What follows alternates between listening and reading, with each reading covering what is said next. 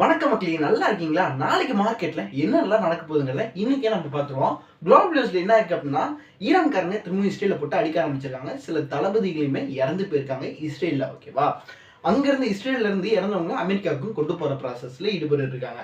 அடுத்த விஷயம் என்னன்னா, இந்த தடவை எப்பயுமே ட்ரம்ப் தானே அறிக்கை விடுவாரு. இந்த தடவை ஈரான் தலைவர் என்ன சொல்லியிருக்காரு அப்படின்னா, இந்த போரை நாங்க முடிச்சு வைக்கிறோம் அப்படிங்கிறத சொல்லியிருக்காங்க.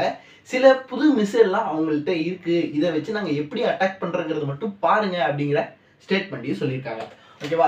அடுத்து உள்ளூர் சம்பவத்துல என்னன்னா, மார்க்கெட் அதுல பாதாளத்துல விழுந்துகிட்டே இருக்கு. ஃபர்ஸ்ட் ஒரு பிரேக் அவுட் பண்ணாங்க, 3 மாசம் பிரேக் அவுட்னாங்க, 6 மாசம் பிரேக் அவுட்னாங்க, 1 வருஷம் பிரேக் அவுட் தாண்டி போய்கிட்டே இருக்கு.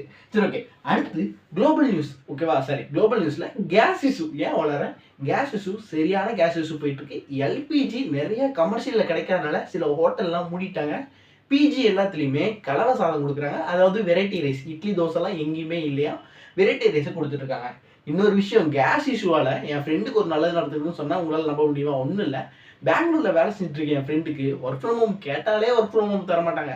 இப்போ சாப்பாட்டு இஷ்யூ அங்கே நிறையா போயிட்டு இருக்கு. பிஜிலேயே சாப்பாடு தட்டுப்பாடாக இருக்குது. அதாவது கேஸ் தட்டுப்பாட்டுனால சாப்பாடு செய்ய கஷ்டமாக இருக்குங்கிறதுனால ஒர்க் ஃப்ரம் ஹோம் தந்திருக்காங்க. அடுத்த 1 மாதத்துக்கு ரொம்ப ரொம்ப நல்ல விஷயம். கேஸ் இஷ்யூவால் எல்லாத்துக்கும் நட்டமாக இருக்கலாம், என் ஃப்ரெண்டுக்கு ஒர்க் ஃப்ரம் ஹோம் கிடைச்சிருக்கு.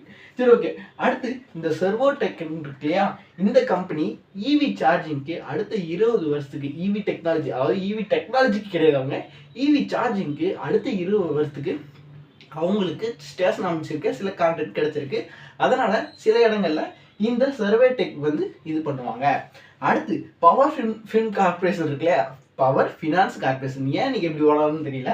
பவர் ஃபினான்ஸ் கார்பரேஷன் அவங்க என்ன பண்ணியிருக்காங்கன்னா, plan to explore the market borrowing. ஓகேவா? பிளான் டு டே உன் கம்பெனி பர்ஃபார்மன்ஸை பாடுறடா, நீ என்னடா ஈவெண்ட் மேனேஜ்மெண்ட் மாதிரி ஈவெண்ட்லாம் கண்டக்ட் பண்ணிட்டு இருக்க.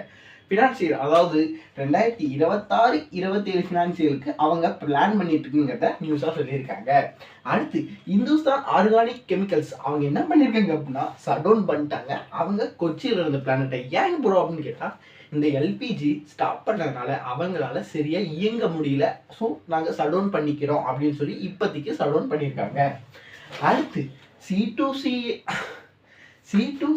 அட்வான்ஸ் சிஸ்டம் அவங்களுக்கு ஒரு ஆர்டர் கிடைச்சிருக்கு. Receive order create radar. ஓகேவா? நல்லா புரிஞ்சுக்கோங்க, கிரியேட் ரேடார் டிஸ்பிளே சாஃப்ட்வேர். ஓகேவா?